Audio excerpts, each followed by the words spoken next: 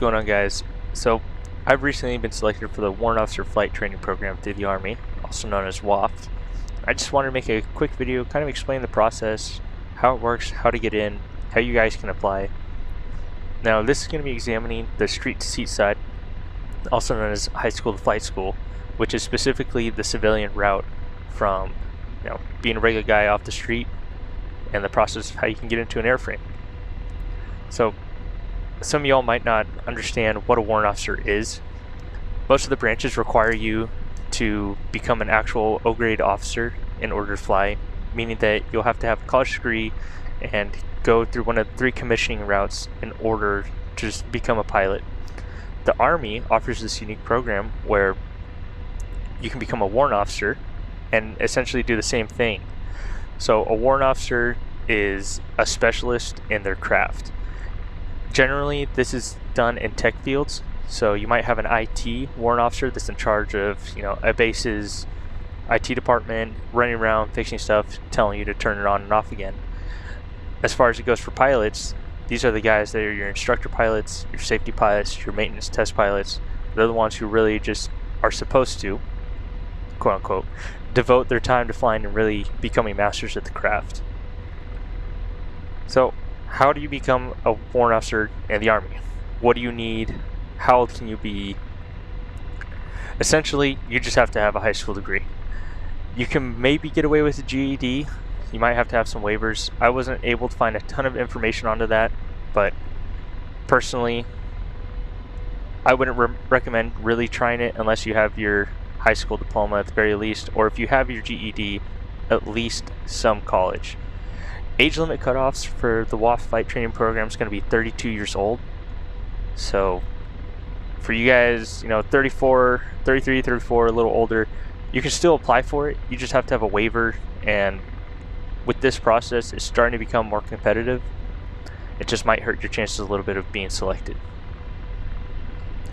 So if this all sounds pretty dope to you, get to go fly cool stuff in the Army, be a real high-speed, high-drag kind of guy, then first thing you're going to need to do, go talk to a recruiter.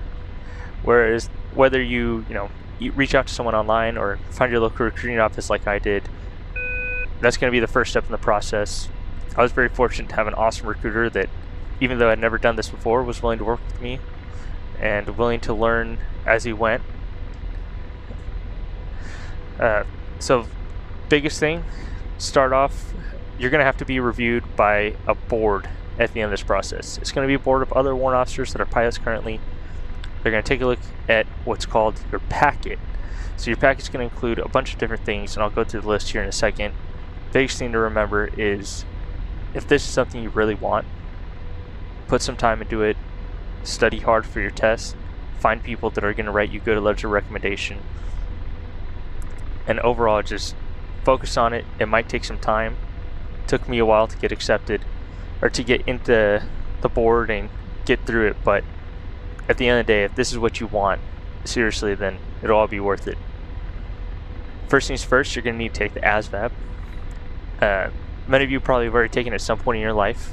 If not, super easy, just ask your recruiter. You might be able to take the PICAT, which is essentially a practice version of the ASVAB, and then with that, you can get your test score verified and head over to your local MEPS station.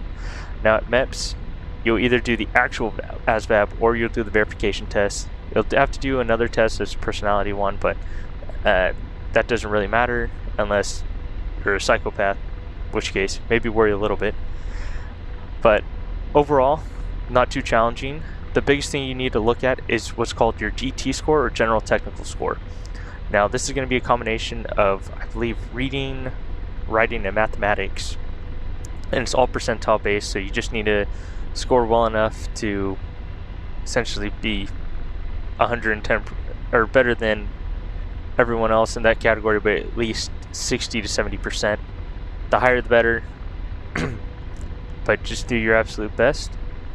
Assuming you do well enough on the ASVAB, either the same day or you'll go back like I did to MEPS and you'll do your medical.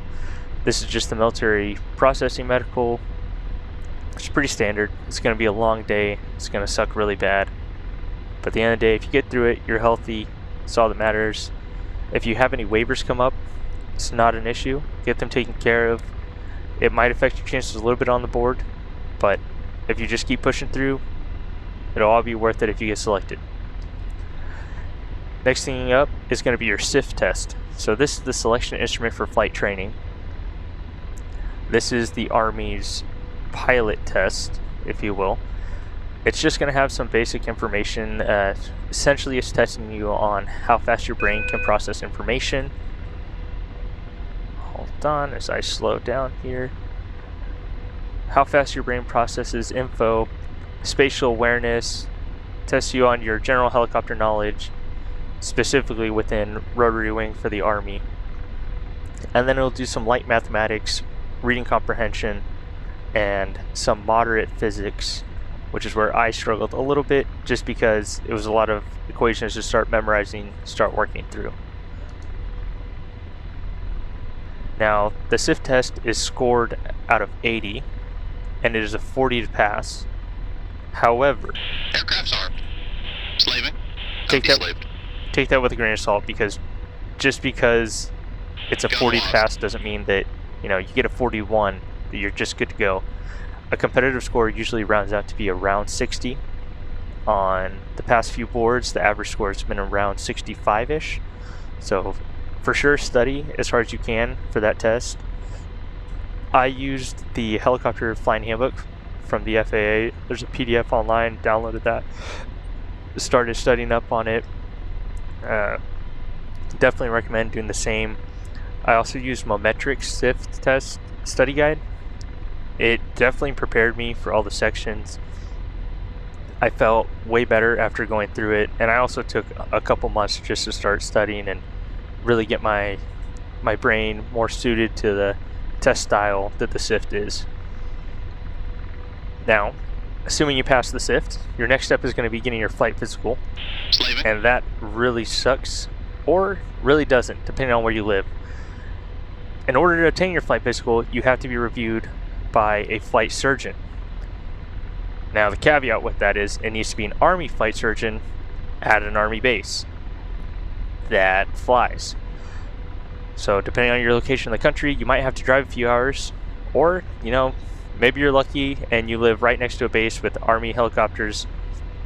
You can just pop in, or get your recruiter, schedule a time with them, head over, and get that taken care of. Fortunately for me, I didn't have any restricting profiles. My flight physical came back good. If you have anything, you might be able to try for waivers, but this is really where they start trying to weed you out more. Your initial flight physical is just to make sure that you're healthy enough to at least start the program and begin training. Now, you have all these tests done. What else do you need? The most important part, in my opinion, of your packet is going to be your letters of recommendation and your essay.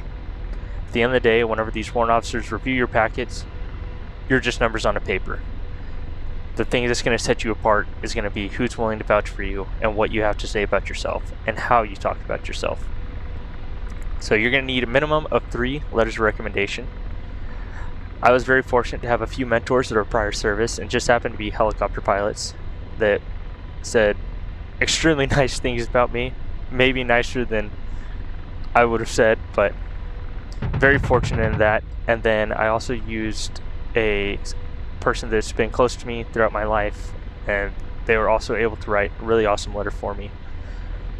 Now, your essay, you really just want to talk about your journey and just dive into the reasons why you want to be a pilot. The title is literally Why I Want to Be an Army Aviator. But with that, you want to just kind of give them an insight into your life, what you like to do, who you are as a person. This is going to really help determine whether or not you get selected. I personally had pretty decent test scores. However, my transcripts for the college that I had were pretty terrible, and I think that my letters of recommendation and my essay are one thing that was able to set me apart from other people that maybe had their college diplomas and get me selected. As I just shoot around randomly. You're also going to need to obtain a security clearance. So if you've had any crime in your past, this maybe isn't the route for you, especially if there are any felonies. Not only will the military probably not accept you, but WOFT board definitely, most likely, 98% probably will not. So try to keep your nose squeaky clean if this is a process that you intend on pursuing. And if you're in the process of trying to get it and this is you, hate to be the bearer in bad news, but most likely it's not going to happen just because of the security clearance you have to have at top secret security.